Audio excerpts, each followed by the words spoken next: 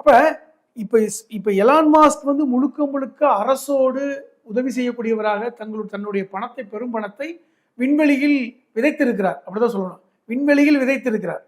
இந்த நிலைமையில நீங்க அந்த நமக்கு இந்த சம்பவம் தெரியும். அமெரிக்காவுடைய இந்த தேர்தல் காலகட்டத்தில் இந்த பெனின்சுவேலியால அந்த ட்ரம்புக்கு வந்து ஒரு துப்பாக்கிச்சூடு நடந்தது. அன்றுதான் வந்து எலான் மாஸ்க் வந்து மேடையில் ஏறி ட்ரம்புடைய வெற்றி என்பது என்னுடைய வெற்றி அப்படின்னு அறிவிப்பை செய்கிறார். இவருமே வந்து எலான் மாஸ்கை போன்ற ஒரு தலைவர் வந்து இவ்வளவு சாதாரணம் இல்லை, என்னுடைய சூப்பர் ஸ்டார், இந்த வார்த்தையை பயன்படுத்தினார், என்னுடைய சூப்பர் ஸ்டார் அப்படின்னு. அதுக்கப்புறம் தான் எலான் மாஸ்க் வந்து $290 மில்லியன் கொடுத்தாரு. ட்ரம்புடைய பிரச்சார மேடைகளில் எல்லாம் எலான் மாஸ்க் இருப்பார்.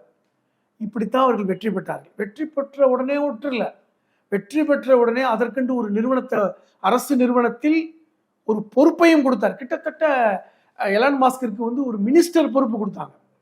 இப்போ வந்து சாதாரண பொறுப்பு இல்லை.